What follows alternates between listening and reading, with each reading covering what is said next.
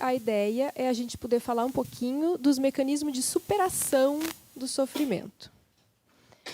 Por volta de 560, mais ou menos antes de Cristo, no norte da Índia, nasceu um príncipe chamado Siddhartha Gautama. Ele vivia num lugar muito abastecido com todas as coisas materiais. A sua mãe desencarnara na ocasião do parto. E o pai, que tinha muito amor por ele, não queria que a dor, o sofrimento, se possível, nada de ruim. Então ele rodeava aquele rapaz com tudo do melhor. Ele colocou muros na volta das regiões ali, dos jardins do palácio, e por ali, então, só circulavam pessoas jovens, sadias, entravam boas vestimentas, bons alimentos, e aquele menino teve uma infância, uma adolescência muito boa, muito prazerosa, muito tranquila. Mas a juventude faz com que ele comece a querer descobrir o que tem além daqueles muros. E ele começa, então, a encrencar com o seu pai e quer sair, e o pai não quer que ele saia, mas tanto ele insiste que o rei faz toda uma organização para que então ele saia com as carruagens e no trajeto por onde ele vai circular, que retirem das ruas todos os mendigos, tudo que pode ser diferente, tudo que possa dar uma ideia para ele do sofrimento da vida. Só que isso não basta, porque quando ele sai para a rua, ele desce da carruagem e começa a ir pelos becos e pelas ruas menores, e aí ele vê pela primeira vez na sua vida o envelhecimento, a doença e a morte. Ele vê pessoas muito idosas, ele vê pessoas com doenças muito difíceis, né, com dores pelas ruas, pessoas com fome, com frio. Vê, como era de hábito na época, eles fazendo uma cremação, né, na fogueira, lá eles queimando o corpo de uma pessoa morta. E ele fica muito impactado com aquilo. A partir daquele momento, ele decide dedicar sua vida a encontrar os caminhos para a superação do sofrimento. E ele passa a ser conhecido na história como Buda.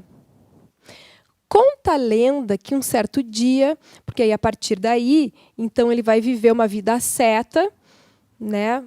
Vai para a vida, vai para a rua, sem alimento, com vestimentas mínimas, passando fome, meditando e procurando encontrar, através da dor, do suplício, do martírio do corpo, esse desprendimento da matéria em busca dessa superação do sofrimento. E aí teve um dia que ele e alguns discípulos que passaram a segui-lo estão sentados na beira de um lago, e lá no meio do lago, passando um barquinho com um músico e o seu discípulo. E eles estavam estudando um instrumento de cordas, cujo nome eu não me recordo, mas muito parecido com um violão da nossa época, vamos dizer assim. Era uma cítara? Ah, então tá. Então era uma cítara. Não me recordava. Não tão parecido com o violão, então. E aí ele escuta o mestre dizendo o seguinte: para que você possa tirar desse instrumento o som mais harmonioso, as cordas não podem estar extremamente apertadas, porque senão elas arrebentam, e nem tampouco frouxas, porque se não apertar o suficiente, elas não emitem o som. Então, elas têm que estar na afinação ideal. E aí, naquele momento, ele tem um insight do caminho do meio, da importância de que as coisas não sejam buscadas e vividas ao extremo, nem o extremo da maceração do corpo, nem o extremo do apego à matéria. E, naquele momento, ele aceita, pela primeira vez, uma doação de um prato de arroz, porque eles recusavam para viver naquilo, tentando superar o desafio da fome. Ele aceita e se alimenta. Os discípulos não entendem aquele movimento e entendem aquilo como uma fraqueza de caráter. Ele aceitou esse prato de arroz porque ele não aguentou lidar com a fome e se entregou, e acabam abandonando ele. Mas foi muito simbólico esse movimento dele comer o arroz naquele momento. E aí a gente lembra muito aquela passagem, né, do Evangelho segundo o Espiritismo: cuidai do corpo e do espírito, onde também coloca, né, o corpo é um instrumento da alma. A importância de cuidar do corpo também nesse sentido, né?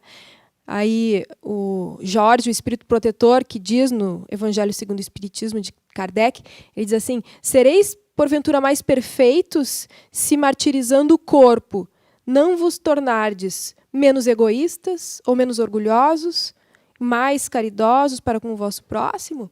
Então, qual é a serventia de fazer todo esse suplício, mas não se tornar uma pessoa melhor? Então, não é simplesmente esse o propósito, né?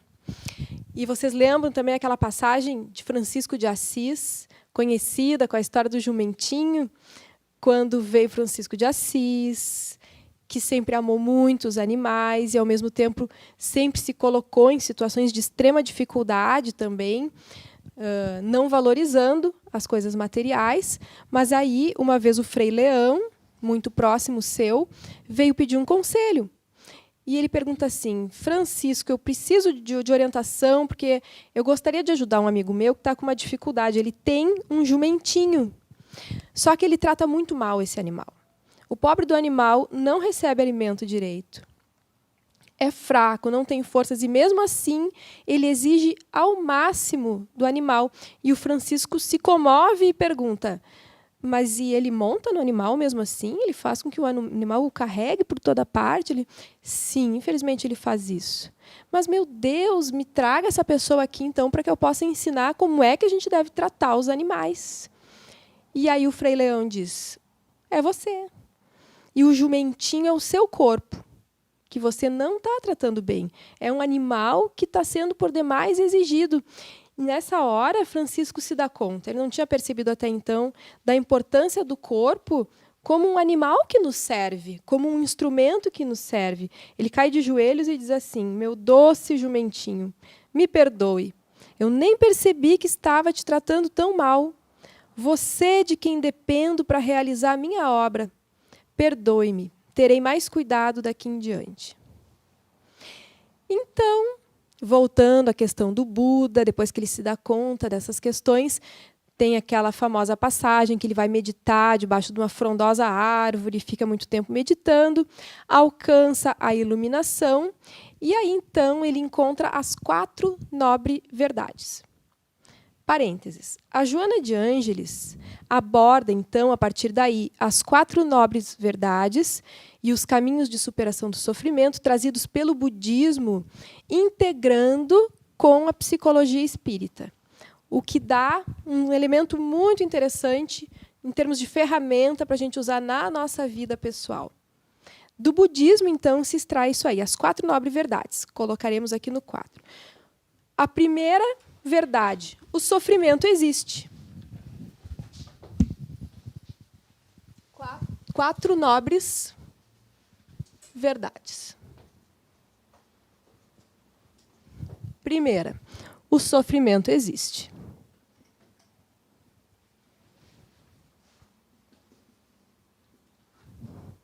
Segunda, o sofrimento acaba.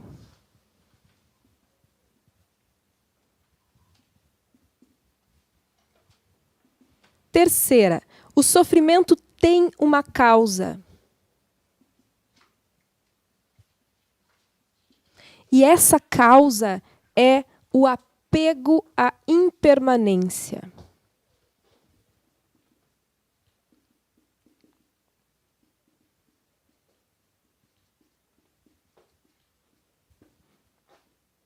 O apego àquilo que não permanece, o apego àquilo que acaba, o apego à matéria, o corpo que um dia morre, as coisas materiais que um dia acabam, a riqueza que um dia termina, a saúde que não dura para sempre, a juventude que se torna velhice. E não as coisas permanentes, que é o que permanece. O espírito, o caráter, os valores morais, aquilo que a gente constrói dentro de nós mesmos. O apego à impermanência da matéria é o que causa o sofrimento. E existem 8 caminhos para a superação do sofrimento.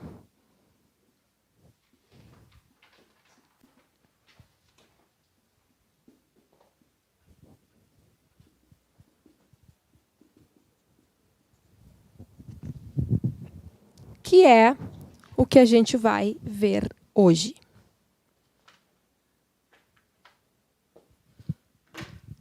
Primeiro deles.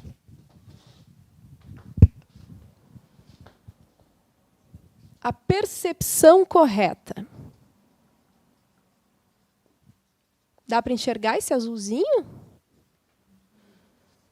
Primeiro, percepção correta. Estão copiando ainda? Querem que eu saia da frente? Já copiaram. Perceber a realidade corretamente, tal como ela é, sem projeções. Parece tão óbvio, falando assim, perceber a realidade como ela é. Tá, e aí? É incrível o quanto a gente distorce a percepção da realidade. Eu acho que eu já contei em outro momento para vocês a história de uma amiga minha que se apaixonou por um homem casado. E aí eu conhecia ela, conhecia ele, e quando ela veio me contar, eu tive quase certeza de que eles estavam tendo um caso. E aquilo me surpreendeu, e eu perguntei para ele, e, na verdade, não. Na cabeça dela, eles estavam quase tendo um caso, porque ela estava completamente apaixonada, e ele disse para ela o quanto ele amava a esposa, que não era... Ele tinha um carinho por ela, mas não era essa a intenção dele. E ela, na cabeça dela, tanto estava iludida por aquilo que ela estava sentindo, que ela botou na cabeça o seguinte: não, mas o que ele está vivendo com a esposa é um karma. Coitado, ele está vivendo um karma muito difícil com a esposa. Assim que acabar esse karma, é tudo que ele quer, porque ele vai poder ficar comigo. O não poder enxergar a realidade, que a criatura não estava nem aí. E, por incrível que pareça, a gente vê muito isso. Né? Em relações amorosas, a gente encontra no consultório isso muito também. As pessoas têm muita dificuldade, às vezes, de dizerem francamente: não quero mais namorar contigo. E aí o outro fica lá naquela ilusão.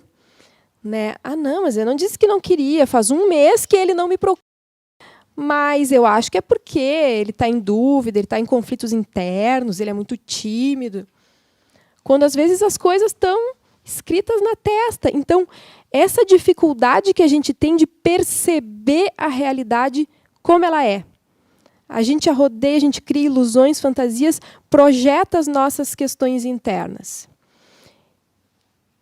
Então, o exercício para poder trabalhar isso é se perceber. Perceber como é que a gente reage, o que nos mobiliza, né? Recolher as nossas projeções, porque aquela velha questão da projeção da sombra. Aquilo que não está bem dentro da gente, a gente projeta fora. E eu escuto muitas pessoas falando assim: mas essa coisa da psicologia de dizer que o que me irrita fora é porque tem dentro de mim, não é bem assim. É bem assim, sim.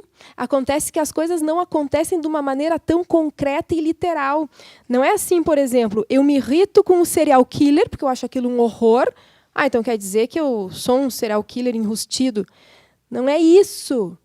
É que, por exemplo, vamos supor que eu seja uma pessoa muito certinha, que carregue muita culpa, e aí, no fundo, eu inveje a não culpa daquele serial killer. Que coisa boa viver sem culpa. Não é que eu queira sair matando que nem ele, mas aquilo mobiliza um sentimento de inveja dentro de mim, porque eu me culpo tanto e aquela pessoa faz horrores e não se culpa nada. Então, aí é onde liga, né, a nossa projeção. Uma situação mais simples. Uma moça pinta o cabelo de metade verde e metade roxo. Bom, uns acham feio, uns acham bonito. Mas tem uns que não só acham feio, como precisam tripudiar. Mas o que é aquilo? Mas que barba! Essa juventude está perdida. Mas olha onde é que vai parar, mas que coisa mais horrível. Esse excesso, essa mobilização, está falando de alguma coisa da pessoa. Não gostou, não é o teu estilo, tu acha que choca muito a sociedade, ok. Mas isso que mobiliza com essa intensidade é porque mexeu com alguma coisa dentro da pessoa. Por que o cabelo verde te incomoda tanto? Né? Será que, no fundo, tu não está precisando pintar o cabelo de verde um pouquinho também? Então, é assim mais ou menos que funciona. A fórmula ela é exata. O que nos irrita fora tem dentro. Só que não é concreta, né? É de uma maneira simbólica. E isso é uma ferramenta maravilhosa para a gente poder se conhecer. Cada vez que eu estiver muito mobilizada, muito irritada, muito isso, muito aquilo, está falando algo de mim. É só eu parar para olhar que eu vou aprender alguma coisa muito importante ao meu respeito. Segundo caminho de superação do sofrimento. O sentir correto. É ter sensibilidade com relação ao outro, perceber o tempo do outro, a empatia. Não sei se vocês já observaram, mas quando um idoso ou uma gestante entram no ônibus, eles têm uma energia tão interessante que faz todo mundo dormir. O idoso entrou no ônibus, todo mundo começa a dormir. Bota o fone de ouvido. É uma consideração interessantíssima. Para não dar o lugar, para não ceder o seu lugar para o outro sentar. Então, é poder ceder o lugar aos mais velhos. É isso, é ter empatia, se colocar no lugar do outro. Ontem eu estava na fila de um supermercado, porque depois de escutar toda aquela celeuma nacional que vai acabar os mantimentos e ver todo mundo correndo na rua, cada um com as sacolas que podiam carregar nos braços e posto de gasolina e coisa assim. Bom, já que a coisa está assim, deixa eu dar uma passadinha no super também, né? Comprar umas fraldas, um leite, porque com 2 terneiros em casa a gente não pode deixar passar, né? Meu Jesus, eu nunca tinha visto, as filas davam voltas por dentro dos corredores do supermercado. Tá bom, né? Vamos lá. Passei a manhã me divertindo lá, meditando na fila do supermercado. E aí, só escutando a conversa do carrinho de trás. Ah, mas meu Deus do céu, mas tem muita gente, mas olha o carrinho dela da frente, falando do meu e do da outra. A gente já estava pertinho, tinha outra, eu e mais quem estava atrás. Ah, mas agora já não dá mais tempo de trocar, e agora, e não sei o quê. E daí eu fui me meter na conversa, assim, eu falei, não, mas olha, a senhora não se preocupe, porque é só volume isso aqui. É 2 caixonas de leite, passa numa tacada só, é ligeirinho. Daí eu olhei, era uma senhora de idade, com uma acompanhante, e o carrinho delas tinha pouquinha coisa, assim, umas bolachas, uns pãozinhos, pouca coisa. Né? E aí ela me pede assim, tu deixa a gente passar na tua frente 1 milésimo de segunda. O vídeo não está me olhando. 1 milésimo de segundo.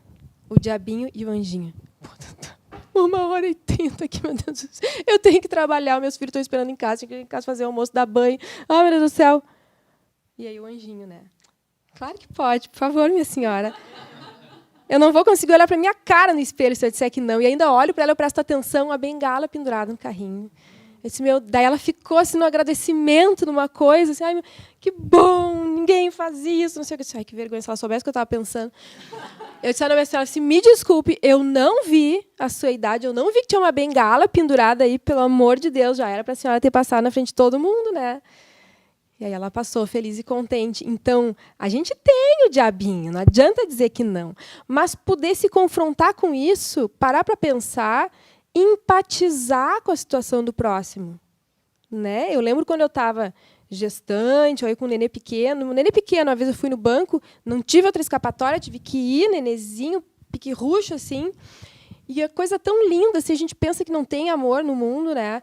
3 pessoas passaram a sua ficha para mim. Eu peguei a ficha lá, a última, não sei do quê, porque mesmo as fichinhas, aquelas, como é que chama? Preferencial, já estava lá. As mesmas prioritárias estavam no número, sei lá, eu quanto, né? 3 pessoas das fichas prioritárias passaram para mim para ficar lá no fim, para eu ir de primeira. E uma ainda se levantou, uma senhora de idade, para poder sentar com o nenê. Então, sabe, a gente recebe tanto. Por que a gente não vai poder dar um pouco? O que custa, né? Vai perder um pedaço do dia, vai se atrasar para o trabalho. Faz parte. É aquilo ali que está precisando, é aquele momento, não adianta deixar para depois. É aquilo ali que é a caridade. O diabinho está aqui. O que importa é a gente lidar com ele. Às vezes ele vence, né? Mas, pelo menos a gente toma consciência dele e promover essa mudança dentro da gente. Então, eu escutei, essa eu não lembro, acho que eu compartilhei com vocês também, sobre os níveis de consciência, uma historinha sobre os níveis de consciência para a gente também refletir os níveis espirituais de consciência que a gente vai adquirindo, que é mais ou menos assim: um mestre orienta o seu discípulo para que vá para a rua e agrida alguém. E aí, a partir dessa experiência, ele vai observar a reação do outro. Então, no primeiro nível de consciência, o discípulo vai lá, agride, e a outra pessoa quase mata. É um instinto primitivo, a reação. Ao ser agredida, a pessoa reage matando o outro, se possível.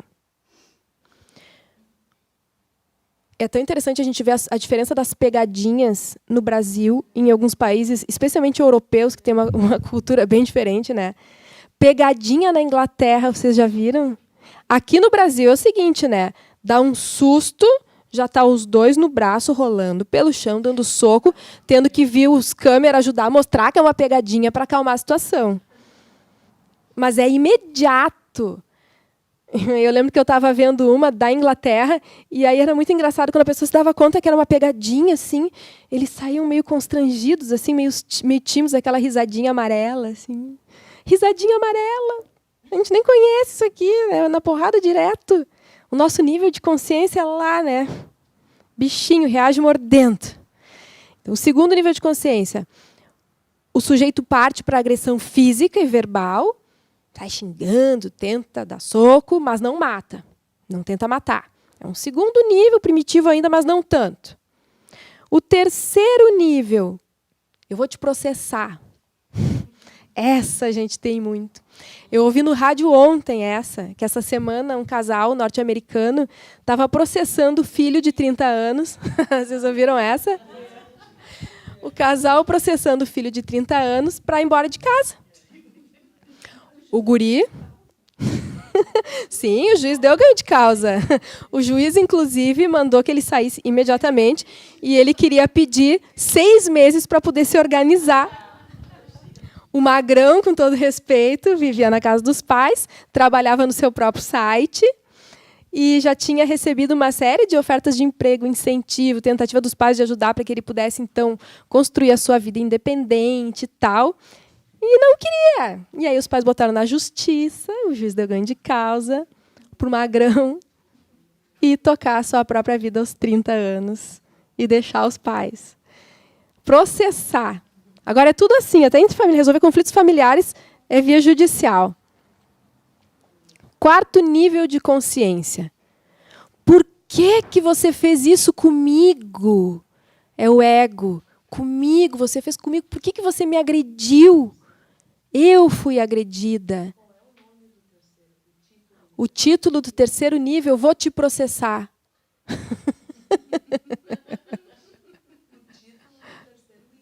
Ah, não, do terceiro item do quê? Não, nós estamos no segundo. Sim, tudo isso é no segundo. O sentir correto. Isso tudo é o sentir ainda. Estamos no segundo. Nós vamos chegar no oitavo, um dia. O quarto nível, por que fez isso comigo? É o ego, fui eu que fui agredida. O quinto nível, por que é que tu precisa fazer isso? Não é eu que estou sendo agredida. Tu está me agredindo porque tu está mal, porque ninguém agride estando bem. Então, por que tu está precisando fazer isso? Por que tu está precisando me agredir? Por que tu está precisando me xingar? Já sai do ego. E o sexto e último nível, o agressor nem consegue levantar a mão. Porque a pessoa já emana uma coisa assim que já desfaz aquilo antes que aconteça. Né? O sujeito é, simplesmente. Outra coisa, vocês já viram a diferença também de acidente de carro no Brasil e no exterior. Não estou dizendo que o Brasil é ruim, que o exterior é bom, tá? Pelo amor de Deus. Eu lembro bem da nossa conversa naquele outro encontro, que no Brasil a gente tem coisas maravilhosas. Tem algumas coisas da nossa cultura que são muito peculiares, né? E eu vi um vídeo de um acidente de trânsito no Canadá, um cruzamento, um carro pegou uma moto. Graças a Deus, ninguém se machucou e tal, mas os dois saem imediatamente do veículo Primeira coisa que eu penso, né, como brasileira, se agarrar a tapa, né? Começar a gritar, sei lá. Os dois assim, meu Deus, está tudo bem contigo? Ai, que susto, você me desculpa. Né? A diferença. Para nós, assim, né? Por que a gente fica tão impressionado com isso? É o que devia ser. Né? Ok, vamos para o próximo, porque se eu ficar falando nesse, eu vou continuar falando nesse. Tá bom. Pensar correto. O 3 é o pensar correto.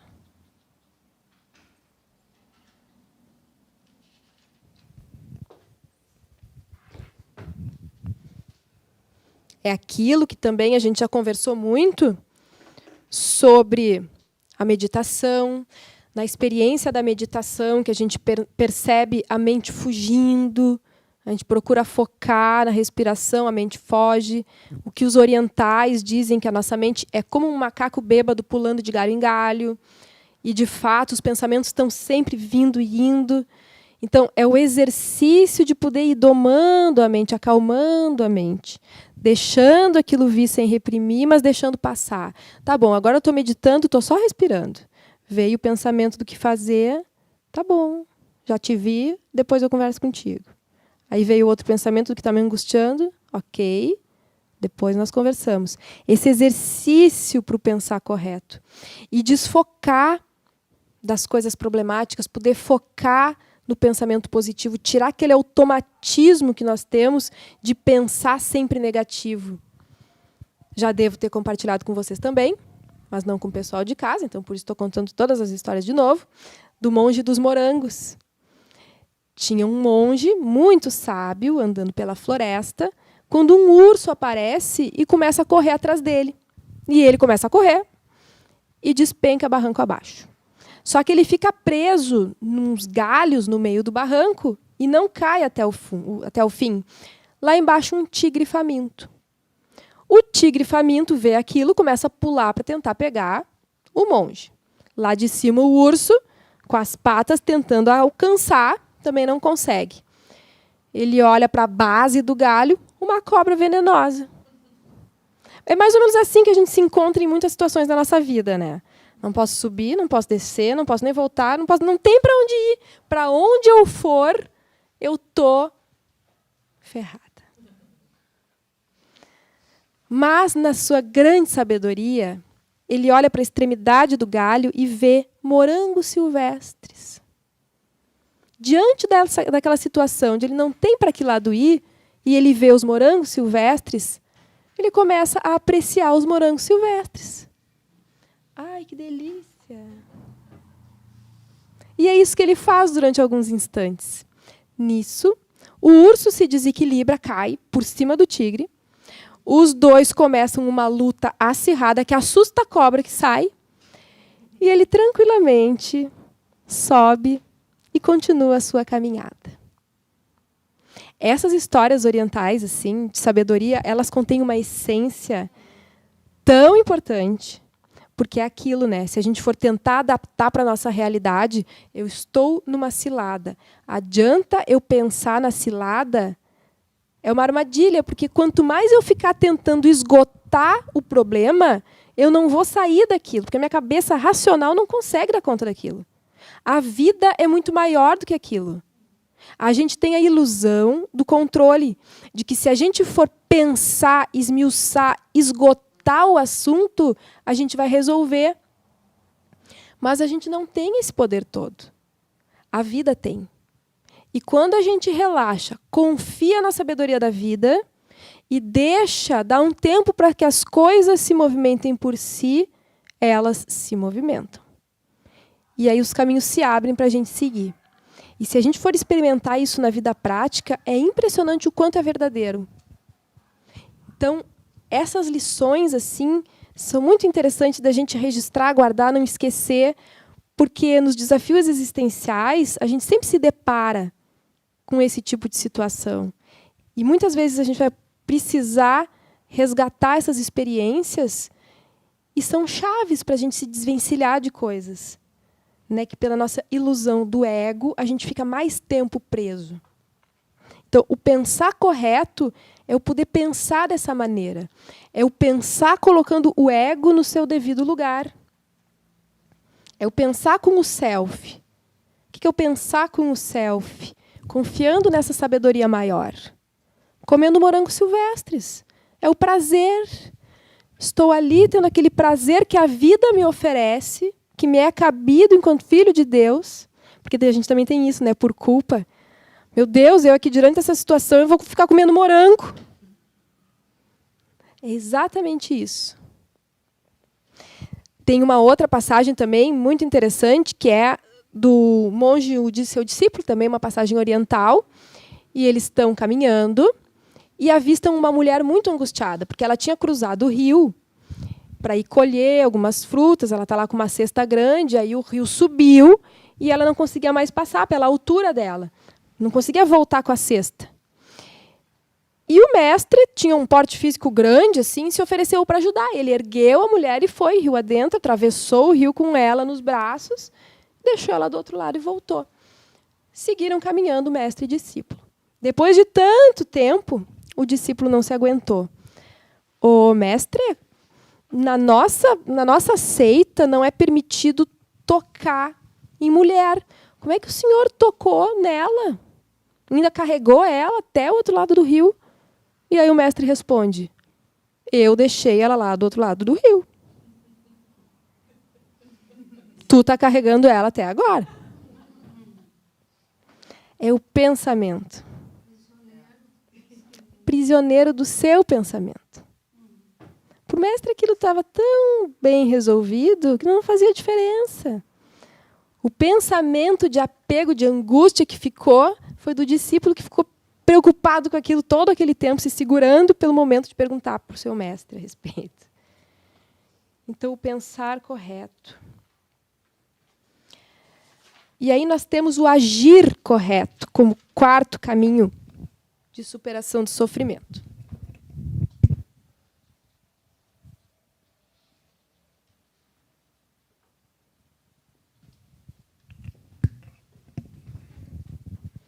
A ética, o compromisso com os valores morais, o esforço para mudar as más tendências. Vocês lembram o quanto a gente já escutou assim das passagens do Divaldo, como diversas vezes ao longo da vida dele ele foi provocado por pessoas fisicamente para que ele agredisse. E ele, quando jovem, ele tinha um porte físico grande, ele era um cara forte, assim. E mais de uma vez aconteceu de pessoas provocarem ele para briga, induzidos por obsessão, ou muitas vezes a pessoa com um real desejo de ser agredida, de ser morta, inclusive, por ele. Mas ele não reage, né? Ele não reage, ele age.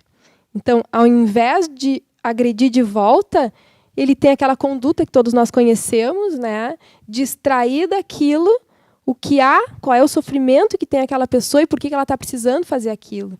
Tem até uma senhorinha, né, que briga, que faz de tudo, esperando que ele empurre ela ou alguma coisa assim, porque ela queria mais perder a vida mesmo. E ele não o faz, depois ela confessa isso para ele. Que ela estava desesperada, ela queria morrer mesmo. Então, o agir e não reagir. Esse é o agir corretamente. E tem um ditado que eu acho muito lindo. Esse também é uma das coisas que eu carrego, em geral, para as palestras onde a gente vai, que é aquele assim: cuide dos seus pensamentos, porque eles podem se tornar as tuas palavras. Cuide das tuas palavras, porque elas podem se tornar os teus atos. Cuide dos teus atos, porque eles podem se tornar os teus hábitos. Cuide dos teus hábitos, porque eles podem se tornar o teu caráter. E cuide do teu caráter, porque ele pode se tornar o teu destino. Pensamento, destino. Pensamento, palavra, ato, hábito, caráter, destino. É assim que a gente constrói o nosso destino. Desde as coisas que nós agasalhamos no pensamento, emitindo na palavra, colocando em ato, o ato virando hábito, os hábitos construindo o nosso caráter. E o nosso caráter definindo o nosso destino.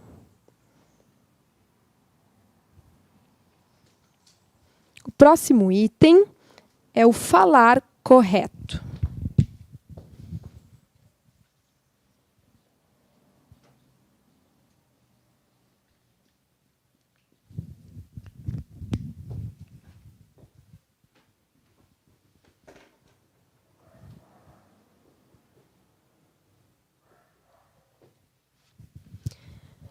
Lembro do ensinamento de Jesus, né? Não é o que entra na boca do homem que torna sujo o homem, é o que sai da boca do homem. É importante lavar as mãos para comer, é importante cuidar desses aspectos materiais, mas é o que sai da boca do homem que importa, porque é o que vai trazer o que está dentro do seu coração. Então, o falar corretamente é o compromisso em educar a fala.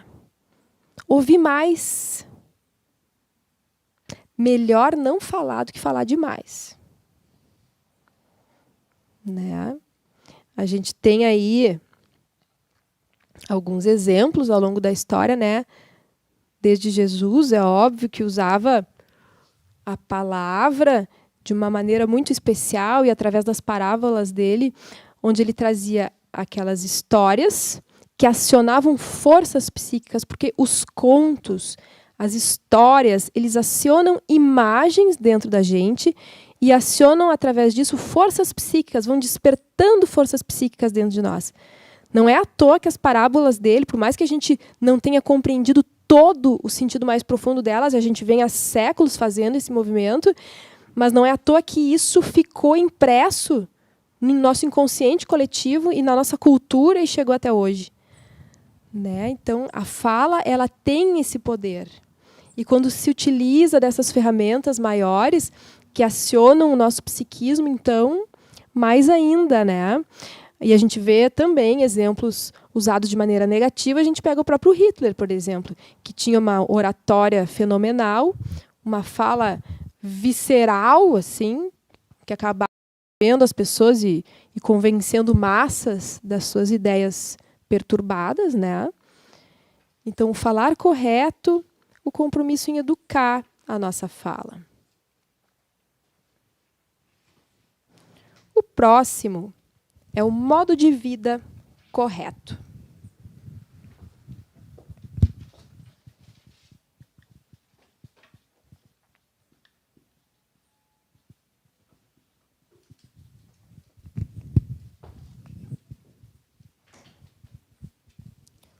O modo de vida correto. Esse nos ajuda até a entender um pouco os demais. Porque o modo de vida correto, enquanto um dos caminhos para superar o sofrimento, é o simplesmente comer bem, se agasalhar quando está frio, sabe? Não fumar, não beber. Perguntaram para o Divaldo se ele não fumava porque ele era espírita. Não, é porque eu sou inteligente. Eu acompanhei no hospital um senhor com enfisema pulmonar, fazendo oxigênio, e depois, nos momentos que ele ia para o pátio, ia fumar. Esperava ansiosamente o momento de poder ser liberado para o pátio, tomar um sol, para fumar. Eu espero que hoje os hospitais já não permitam mais fumar no pátio. Mas há alguns anos atrás, por incrível que pareça, o paciente podia sair do quarto e ir para o pátio fumar. Enfisema pulmonar. Por que é um caminho de superação para o sofrimento? Porque se eu me dou conta antes da necessidade de mudar, eu faço com que a vida não precise se impor para promover a mudança. Porque se eu parar de fumar, eu vou evitar ter um enfisema pulmonar. Se eu não o fizer, a vida vai fazer por mim. Se não for nessa vida, na outra. Porque tem gente que adora dizer assim, mas o meu avô fumou até os 80 anos e morreu super bem de saúde. Depois não sabe por que reencarna com aquelas doenças congênitas, respiratórias, né? Criancinha. Pô, o meu avô morreu com 80 anos, nunca teve problema, fumou até morrer. E agora o meu sobrinho está lá, nenezinho, nasceu já com câncer de pulmão. Pois é, tá ali o teu avô. Tá ali o teu avô. Né? Então, o modo de vida correto é isso, eu poder se antecipar, sem precisar esperar a realidade externa se impor para promover essa mudança. Mudar por conhecer o meio de vida correto. Reconhecer o que me favorece e o que não me favorece. A Joana de Ângeles diz que a mudança moral começa pela mudança de hábitos. Pequenas mudanças de hábitos.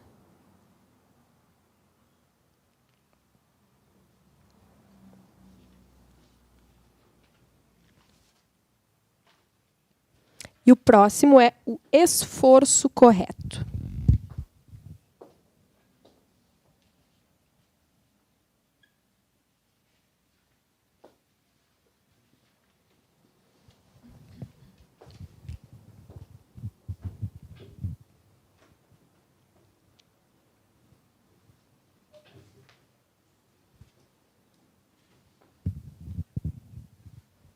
Essa eu adoro também. A gente tem aquela frase muito legal do Jung: preguiça é sintoma. Como a gente ouve às vezes no nosso estudo, nos grupos mediúnicos, né? Abre o Evangelho, sai aquela passagem. Ah, pois é, isso quer dizer tal coisa. Ah, mas como é difícil para nós, né? Como é difícil. Essa frase, assim, você dá vontade de pular no pescocinho dos colegas. Como é difícil. Somos humanos, só Jesus. Claro que é difícil. Se não fosse difícil, a gente não estava aqui no mundo de provas e expiações. Mas se a gente ficar é difícil, a gente não faz. E a gente tem que começar fazendo devagarinho. É claro, não adianta a gente querer fazer já no nível de Jesus. A gente vai começar nos degraus mais baixinhos, mas a gente precisa começar. A gente precisa querer desenvolver o amor universal, a fé cada vez maior. E a gente começa pequenininho. Né? Então, nós temos realmente uma coisa de preguiça que é uma escolha egóica. Em colocar energia em algumas coisas que nos interessam do ponto de vista do ego e tirar de outras que não nos interessam do ponto de vista do ego. Né? Por que será que é tão difícil a gente fazer alguns segundos de prece todos os dias antes de ir trabalhar, por exemplo, mas não é tão difícil assistir uma novela boa, né? Uma novela boa. É fácil assistir uma novela boa, pode durar 1 hora, um seriado, Netflix. E 1 segundo de prece antes de trabalhar parece uma coisa tão exaustiva. Vocês talvez não. Não estou falando de vocês. Mas né? Ou então assistir um filme no cinema, no escurinho do cinema, comendo uma pipoca, e dormir no mediúnico.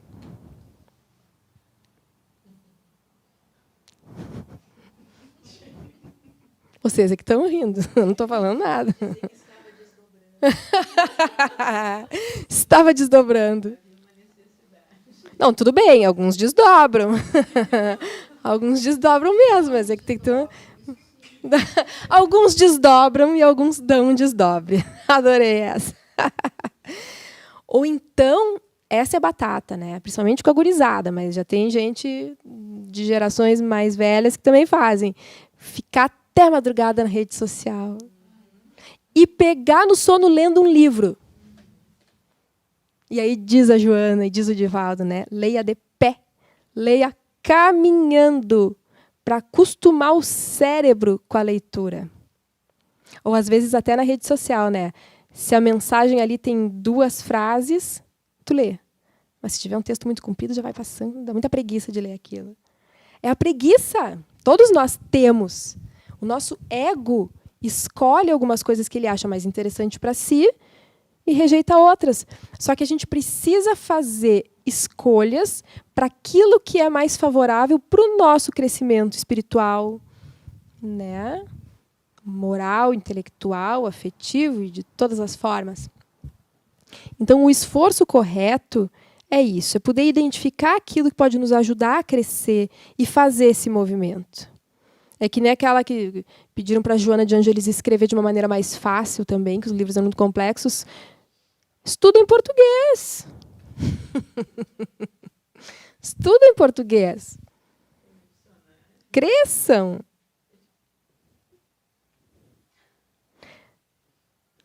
O próximo é o cuidado correto, a atenção correta. Atenção e cuidado correto.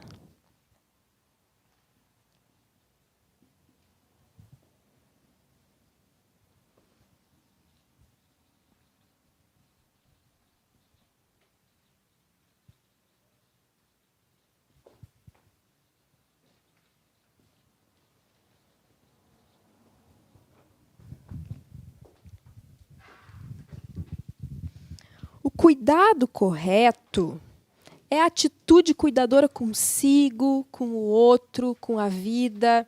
É o olho no olho, é aquele respeito, é a acolhida.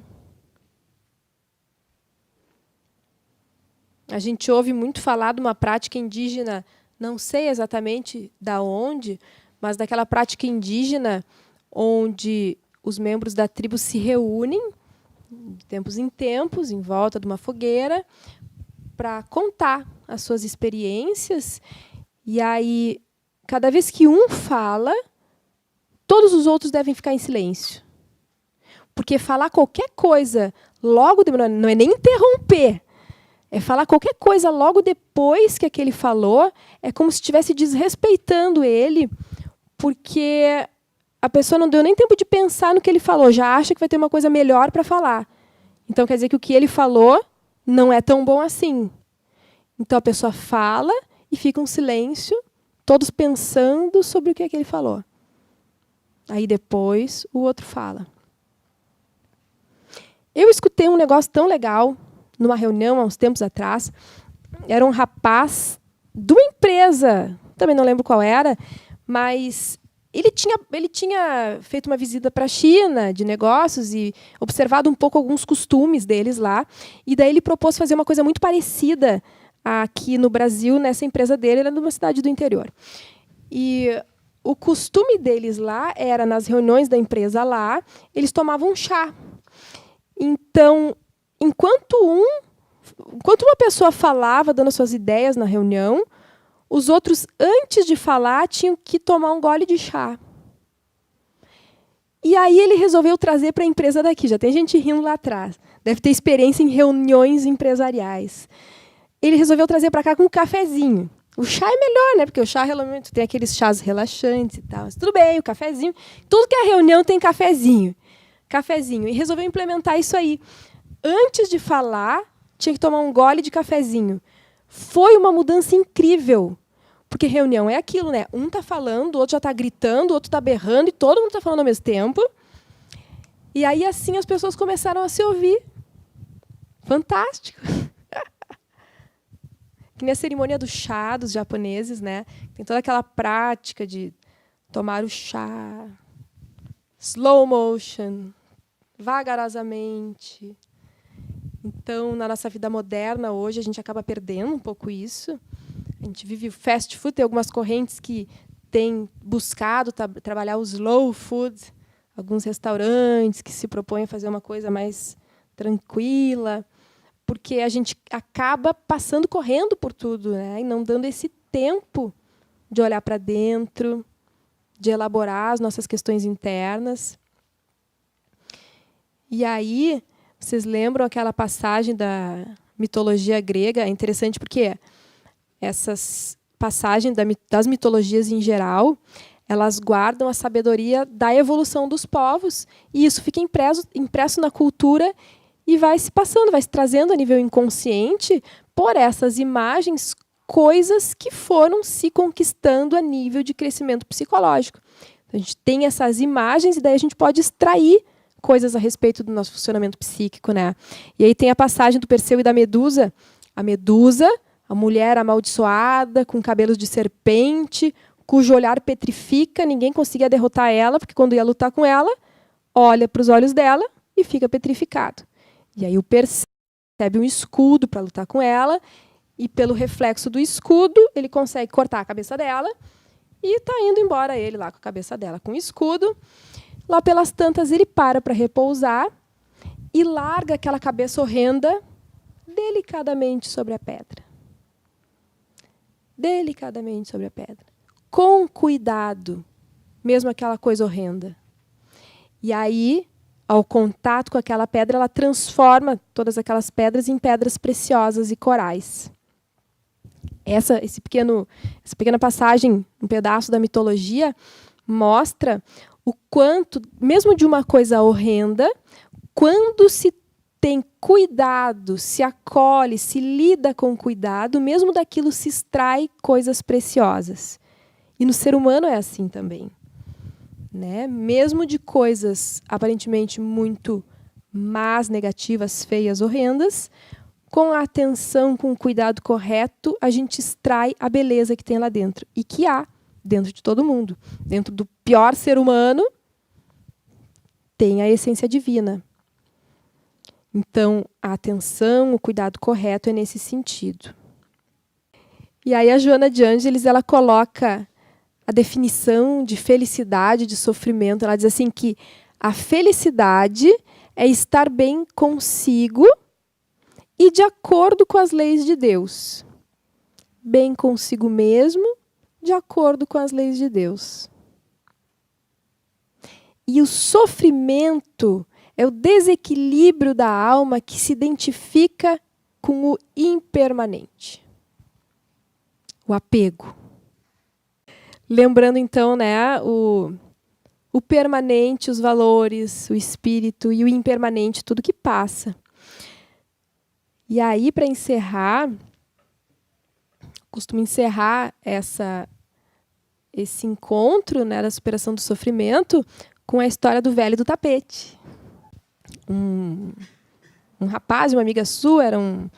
não lembro quem eles eram, mas eles foram a pesquisa e trabalho, passar um tempo em Pequim, e passando na frente dos mercadinhos de rua, assim, eles viram... a moça era chinesa e o rapaz era brasileiro, é isso aí. E aí eles estavam caminhando lá e passaram na frente de um mercadinho e viram um velho tecendo um enorme tapete. Mas daqueles tapetes gigantes, assim, pendurado na parede, aquela coisa mais linda. Só que aí eles observaram uma coisa muito interessante. É que atrás do velho tinha um novelo maior que ele. E daí o brasileiro fez aquela piadinha bem característica nossa, né? E aí, será que o vovô vai conseguir terminar aquele tapete? E a chinesa traduz a pergunta e o senhor responde: mas eu não tenho a menor pretensão de terminar esse tapete. Esse tapete começou a ser tecido há gerações antes de mim. E vai continuar sendo há gerações à frente. A única coisa que eu quero é fazer a minha parte de modo tão perfeito que não seja possível distinguir onde ela começa e onde ela termina.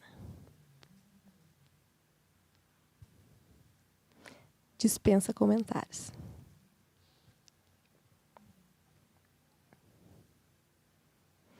E nós estamos no nosso encerramento, agradecendo a oportunidade desse encontro mais uma vez. Vamos nos encaminhar para o encerramento.